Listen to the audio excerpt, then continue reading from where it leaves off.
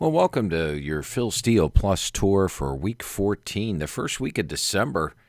And normally December has got maybe 12 games. This week there's scheduled close to 52 games. Naturally, some games dropped off, but we're still in the 40s for this week. And next week again, 42 games. Then I think we're going to have a pretty full championship weekend with a lot of extra games scheduled on that as well. So hard to believe that we're going to go right from the regular season right into the bowls. It's going to be football every weekend. And at least we're playing football this year, guys. I know coming into the year, thinking about the season, going back to August or even July, you're wondering if we're going to play this year, hoping we're going to play this year. So we've got a lot of football in and pretty pleased with everything. You know, one thing I wasn't pleased with was last week we had a guaranteed, 2 weeks ago, we had a guaranteed inside our Phil Steele Plus tour where he gave away a free inside the press box. Now, the first time we did that this year, the inside the press box on the free issue went 5-1. Last week, the inside the press box had a losing week. It was a bad week for the inside the press box, dropping the record for the college press box all the way down to 23-16 over the last 7 weeks. And it was a losing week here on the Phil Steele Plus tour. We went 3-3 in the colleges. That Mississippi State game really should have gone over the total. But we lost the NFL play, so 3-4 here on the Phil Steele Plus tour. So I was disappointed with last week's results. You know, over the last 3 weeks, the college selections are only 8-8, but the NFL was winless. So I'm not even going to give you an NFL play today. We're just going to stick to college, and hopefully we'll get you a winning week. And we're going to take a look at some games for you this week. Before I get to it, a quick note for you. If you are interested in the press box, 23-16, 59% the last 7 weeks in college. Once again, take $20 off. There are still 3 issues of the press box, 3 full issues left of the press box this year. You get them for $54. The NFL has got, I believe, 6 weeks left this year. Let's go take a look at an NFL page here and see how many weeks are left in the NFL. Let's go to the Cleveland Browns. The Cleveland Browns are 8-3 this year. 1, 2, 3. There are 5 weeks of the regular season left in the NFL. That's $89. You take $20 off if you type in football is back. The press box college and pro postseason, take $20 off. It's $69. Get the whole package right now. $129. That's every game. Yeah, the 3 full weeks of college, 5 full weeks of the NFL, every bowl game, and I believe there's 4 bowl issues. There's 4 NFL playoff issues. There's a lot of football left, all just $129. Type in Elite Member when you go for the pigskin package. But those are your deals. They're the pretty standard deals I've been putting up here on the Phil Steele Plus tour. But I appreciate you watching the tour. And remember, when you do sign up for PressBox, you get the Phil Steele Plus absolutely free. Now let's show you how to use Phil Steele Plus, navigate around a little bit. Let's take a look. Let's take a look at what's available on the Cleveland Browns page. You can get the individual stat leaders here. For example, you can see when Nick Chubb was out. Now, this is probably pretty valuable. If you're a fantasy football player, I'd like to have this information at your fingertips. Look at that. Nick Chubb missed these 4 games, and when he's in, he's gaining 100 yards a game, basically, and averaging 6.3 yards per carry. So you could tell who's played, who's not played. That's on every team. And if you want to go back to take a look at last year, that's up there as well. You get the individual leaders for last year. You get the individual leaders for 18. So if you want to see how a player did against a team for fantasy football, once again, same thing. Here's Nick Chubb again in this year, 996 yards, not used often early, and then it started coming on strong at the end in 2018. These go all the way back, these NFL pages, all the way back to 2009. And with the NFL, the other thing I want to point out is when you click on an opponent, like this week Cleveland's playing Tennessee, this tells you how Cleveland has done against Tennessee since the year 2000. Every game's there. Cleveland's 4-1 against the spread, but they have lost the last 3 to the Titans. They've played in 15, 16, 17, and 19. And this out here, I'll show you in the college as well. If it's the word win is here, that means they won straight up. If it's lost, the home team lost straight up. And the color, if it's green, that means the home team covered. If it's red, the home team did not cover. And this tells you if it was an outright upset. So you could see in this matchup, there's actually been 6 outright upsets in the last 11 meetings. So keep your eyes on the underdog there. It seems to be a somewhat underdog series there. Also for the NFL, if you click on the homepage, you can take a look right here on the NFL. We have the strength of wins versus pain of losses. Steelers are at the top. You get credit for every team you beat. You get credit for every win they have in the NFL. So Pittsburgh's at the top with 49, Kansas City 47 right down. Look at this, Las Vegas 38. 6 wins, but they're all against really good teams. Those teams that they beat have won 38 games. And then you look down here at the bottom. Jacksonville only has 1 win, but it came against a 7-win team. Chargers have 3 wins, but they came against teams that have won a total of 3 games this year, so that's not all that impressive there. And the other thing we have for you in the NFL info is the offense and defensive averages. The Rams are still at the top, number 1. And at the bottom is, of course, the Jets, Jacksonville. Miami is the 3rd lowest. Houston's down here. Chicago is down here. And up at the top, you have the Rams and them. And this has the NFL pages also have exactly what we have in the college, which is, let's go pick a different team. Let's take the Green Bay Packers, for example. This tells you what you do against the opponent averages. So, in other words, right here, the Packers are averaging 35 yards per game above what their opponents normally allow. And that was greatly affected by this Tampa Bay game where they only had 201 yards. You take that away, and they've had pretty much all positive numbers all year. And defensively, they're holding opponents to 16 yards per game below their season average. In the last 2 games, they gave up higher than the season average. But on the season, they're number 11 in the country in that. The Rams are number 1, as I pointed out. So if we take a look at the Rams, we see that, look at this, they've got 1 negative number in that defense. They've held opponents to 54 yards per game below their season average. Second best in the NFL. The offense put up 44 yards above what opponents normally allow. And second in the NFL, and that's why they're number 1 at the top of the chart. All right, enough about the NFL. But that's available for all the NFL teams. We also have complete FCS information.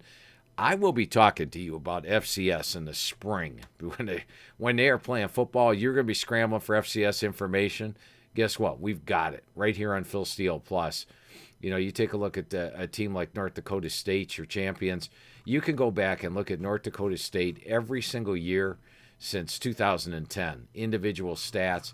And then up here, the last 2 years, you get this. You get the individual players. They've only played 1 game this year. There's Trey Lance, what he did. You want to see what Trey Lance did last year? You're wondering if your team should pick him in the draft. There's what Trey Lance did in all the games last year.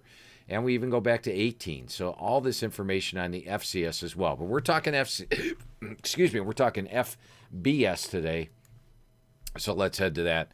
We're going to start with the marquee game of the week, guys. It's not Ohio State, Michigan State. It's not a lot of them. It's Akron and Bowling Green, a couple of winless teams. And it's a fun game to look at because no one's really looking at this game. But here's what I like about this game when I look at it. Now, Bowling Green, and one thing you can get on the college page is the last 40-plus years results. This gives you everything about the team. Move this over a little bit. All the way back to 1976. Now, the MAC, we only have records back to 1988 because a lot of their games weren't lined prior to that. You can see right here in 1989, a lot of their games not lined. They started lining them in 1990, and so that's why their records don't go back all the way. If you go back to a team, any other team out there in the FBS, like Alabama, or let's take a look at Ohio State, you're going to get spread records all the way back to 1976. In fact, it was interesting. I was doing a radio show in Louisiana with Matt Moscona, a good buddy of mine, and I do a show every week there in Louisiana with him, and we were talking about LSU, and he goes, Phil, this was live on the air, and I didn't know the answer offhand. I didn't look it up prior, and he said, Phil, when's the last time LSU was this big of a favorite? So I just quickly glanced right to my page here, or big of an underdog. They're a huge underdog to Alabama this week. And I just started scrolling, looking for the plus totals. And it was back here in the 90s, I believe. They were a big 20-plus dog in a couple of games. Here they were a 24-point dog to Alabama. They were also a dog here, 26.5 to Florida. Interestingly, they covered that game. Matt pointed out that they almost, one of these games, they almost beat the number 1 team when they played them. So they were a big dog a couple of times right here in the 90s, believe it or not. They're coming off a national championship season.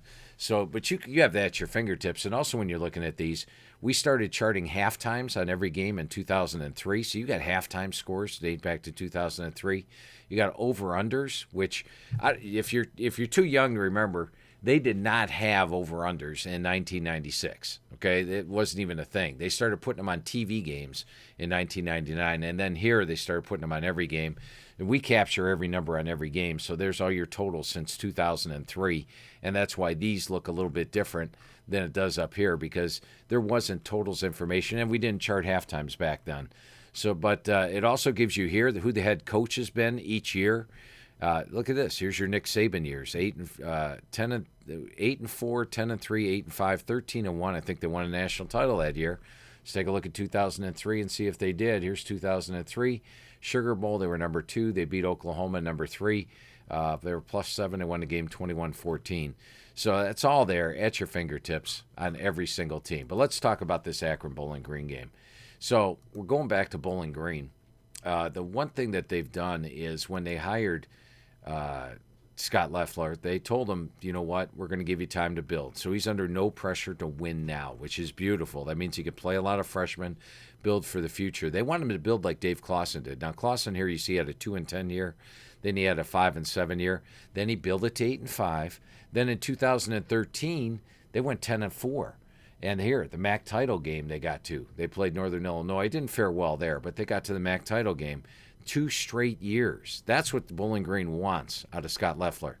And he's building the team to get there, to where they're in the MAC title game every year, like they were back then. Then, of course, Dave Clawson left. Babers came in, had a couple of good years. As you see here, MAC title game, MAC title game. They were actually in 3 straight MAC title games. And then the things just dropped off under Mike Jinks. 4-8, 2-10, and then last year was, of course, a disaster again. So Loeffler's got the free reign to build this team up, and they've been struggling, as you would expect. Matt McDonald at QB hitting 41%. He's got a 1-6 ratio this year, and they pretty much have been blown out in every game. Now, the one thing about Akron, if you've been following their games this year, they've actually had, in these first 3 games of the season, they had 8 good quarters. You go back to this Western Michigan game. I watched this game. They were down 30-13, but the yards were close.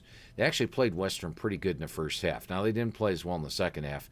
They got blown out. Ohio, look at this. They had a 435 to 307 yard edge in that game, and yet they lost by 14.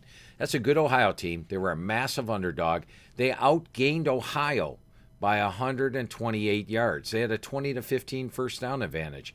And then even last week's game, flash fast. Kent State's offense scores a lot. If you go back to these box scores, and once again, if you click on box score right here, that gets you, and I want to thank collegepressbox.com for allowing us to use their box scores that they post on their website. Look at this. You get the score of the game. You get the individual when it happened. And you can see here, they were tied with Kent, 28-28 late in the first half. 58 seconds left in the first half. They're tied. Kent went down. They went right here, 58 yards and 6 plays, got a touchdown with 15 seconds left to take momentum, and then Kent did dominate the second half. But a good first half here, a good game against Ohio, and a good first half against Western. So they've shown signs. I like the way Tion Dollard's running the ball. Now, Dollard didn't have a good game this past game. He had 165 yards against Ohio. He had 202 yards against Kent. Maybe he was a little tired against Miami. He only had 22 yards on 13 carries. But Dollard should return to that form. And he's been a very impressive running back. And their quarterback, Zach Gibson, thrown into the fire this year. He's got a 3.5 ratio. Their quarterback from last year, Cato Nelson, was supposed to return, but there's something going on and not healthy and wasn't able to play in the first couple of games. So it has been Zach Gibson. And we see Zach has at least got a better ratio than 1-6. So click here on for box scores in each game. Look here, right here for halftimes or at your glance, and then right up here for your yards. Now, these two teams basically somewhat even as far as this goes, your average game grade. And keep in mind, the average game grade takes into account nothing to do with the team. It only looks into their yards and their points, these all these categories here, and then who their opponent was. So if you dominate an FCS team, it doesn't give you a great game. If you lose by 14 points to a team like Ohio, you get a pretty good grade. Look at this, a 91.8 grade. It's the best game of any of the games that they played all year. Bowling Green's best game was against Buffalo. They only lost that 42-27. They were down big in that game, scored some scores late. They were down 35-3. They got their yards late. I like the fact that Akron's getting their yards early in games, and I like the fact that BG was getting a lot of their yards late in games. That means that Akron is probably better than what their numbers show, and BG is maybe not as good. So add it all up, Akron's a 2.5-point favorite. Now, this is a pretty gutsy pick because look at this. They're 0-4.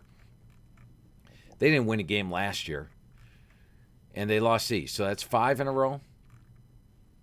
6, 7, 8, 9, 10, 11, 12, 13, 14, 15, 16, 17, 18. 22 games in a row Akron has lost. I'm going to call for Akron to beat Bowling Green this week. They're a 2.5-point favorite, so they basically just have to win the game. Add it all up, we're taking Akron minus 2.5 over Bowling Green. Let's take a look at another game. We're going to stay in the MAC for the next one. It's Eastern Michigan. Take a look at one thing here. One thing I want to point out on Twitter, you can follow me. It's at Phil Steele 042. I put a lot of interesting stuff up there every week. Let me take a look at the two things I want to point out that I posted this week. I post all the breaking stories naturally. You know, players opting out, this guy's not going to play, things like that. We have all that updated. This is an interesting podcast right here on College Sports Now. You can listen to that each and every week. Make sure you check that out on there. Bowl games called off, but I've got the Vegas power ratings up there right now. I'm almost positive I tweeted them out recently at least. All right, I'm not seeing the Vegas power ratings. I got the average game grades up here though. November 29th. All right, we're into December. Here's your average game grades. Look at this. Taking once again, and the reason I bring this up is I just showed you what the average game grades are about. It has no preseason rating on Alabama, all right? It only looks at their numbers that they put up and what their opponents have been. They rate number 1. Clemson's number 2. Ohio State's actually number 3. Notre Dame is 4. Florida 5. Oklahoma 6. Georgia 7. Texas A&M is 8. BYU is 9. And BYU, the committee, only has a 13. Cincy 10. Look at this. Iowa, number 11 at 107.3. What they want to point out about Iowa that you may not know, their first 2 games of the season, they lost by 4 points and 1 point. They led both those games. Here they led 17-14 at the half, 20-14 at the half. I could go over here and break it down and show you exactly how long they led, but you see a 4 and 1 point loss, and then they win by 42. They win by 28. They beat Penn State by 20, beat Nebraska. So they are playing to a great average game grade, 107.3, number 112. But let's get to your next game. It's Eastern Michigan and Western Michigan this week. And Eastern Michigan's a visitor. We'll put them on the left. And Western Michigan's a home team. We're going to put them on the right. Now, if you look at this game just based on, let's look at average game grade. These guys are only playing at a 76.8 level this year, and they're playing at a 92 level. So they're about a 16-point favorite. Factor in the home edge. They should be favored by about 18. They're favored by 13.5. So average game grade does say Western Michigan, but a couple things have me liking Eastern Michigan here. Now, first of all, when you get the Phil Steele magazine, this is the right-hand page. And you know the left-hand page's got all that information. The right-hand page's got all this information. You can find out right here the last time the Eagles are trying to avoid their 5th consecutive loss. Ryland kicked a 39-yard winner, and Western Michigan took the lead, and they did lose their 5th straight. But they lost at 27-25. Okay, you get that information on every game. Here's your spread records. This one I want to point out. Look at how Eastern Michigan has done this in Way Dog. It took their head coach, Chris Creighton, who's in his 7th year, took him a couple years to get this team rolling. But look at this. Away dog, 4-1, 6-0, 3-1, 3-1. That is 16-3. And this year they've been an away dog twice. Let's get this one on here. They covered at Kent State. Kent State's a pretty good team. They only lost to them by 4. And they covered at Ball State. They only lost to Ball State by 7. And once again, this is a game they led Ball State 21-13. They led the majority of that game. Ball scores the last touchdown to win this game by 7 with 6 seconds left in the game. Eastern Michigan actually led this thing 24-13. So Eastern was playing well in that game. And even last week, once again, use your box scores. They played Central Michigan. They lost by 8, right? Now, this is at home. It's not on the road. But still, Eastern Michigan led 23-14 with 5 minutes left in the game. Central Michigan gets his touchdown. Central Michigan gets a field goal off a turnover. And then I'll show you if these things also give you the stats. They give you the defensive leaders. And this is on every game you get this. That's why I love collegepressbox.com's game books. Let's take it down to the 4th quarter and see how this went. And I go through the play-by-play of every game. And this particular game I was watching, actually. But I also went through the play-by-play on it. And so anyway, we see that it's 20-8 Eastern Michigan. We're into the 4th quarter now. 20-14. The Central's coming back, 23-14. Central drives down and makes it 23-21. Then Eastern right here fumbles. And Western or Central Michigan gets a short touchdown. They drive a 4-yard drive for a touchdown. Then Eastern throws an interception. Now, this is when Western could have run out the clock, but Western goes and gets another touchdown and actually covers that thing, 31-23. So better than their record would indicate. They took these guys to the wire. They took Ball State to the wire. They took Kent State to the wire. I love the fact that they are 18-3 against the spread as an away dog. And if you look at Western Michigan, they've been the polar opposite. They're a team that's been getting the comebacks. Toledo. Let's go to the Toledo game real quick and look at the stats. We see that in the Toledo game, Western Michigan trailed Toledo 38-28 with a minute to go. They score a touchdown, recover the onside kick, get another touchdown, amazingly win 41-38. And even last week, you look at Western Michigan, they were playing Northern Illinois. Northern Illinois led this thing 27-20. Western Michigan tied it and then took the lead with 2:23 left. So Western's got a couple of close comeback wins here against Toledo, here against Northern. They beat Central by 8, and they did club Akron with that big second half. And once again, I thought in the first half Akron played them even. So you've got a Western Michigan team laying 13.5 to a team that's a tremendous home or away dogs, 18-3 against the spread. And then we take a look at the series itself. Now, if you click on the team that they're playing right here, you get your series history. Yes, Eastern Michigan is 1-5. What this color signifies here, you can see at a glance who won the game. You don't have to try to look at the score and who won. If it's red, Eastern Michigan lost the game.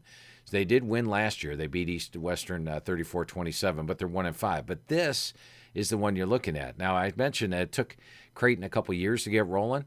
Well, he's 3-0-1 against the spread against Western. And if you go back and look, how is Eastern done at Western? Well, they covered here. They covered here. That's 2-0. They did not cover this year. They covered here. That's 3-1. They covered here. They're 4-1 against the spread at Western Michigan the last 5 times they've traveled there. So you've got the series history working for you. They're 3-0-1 against the spread, 4-1 the last 5 trips. You got the fact that Western's been a comeback team all year, and Eastern's a team that led their teams in the fourth quarter. And then you've got 18-3 against the spread as an away dog. We're going to go with Eastern Michigan plus 13.5 over Western Michigan. All right, one more game to look at for you. I'm just a lighter card today. Like I said, I was a little disappointed in last week's results. My main goal here is to show you the tour, but hopefully we get ourselves I want one of these 3-0 weeks, guys. You know, college football's been 8-8 the last 3 weeks. We need a big breakout week. So let's go 3-0. Maybe quality is better than quantity.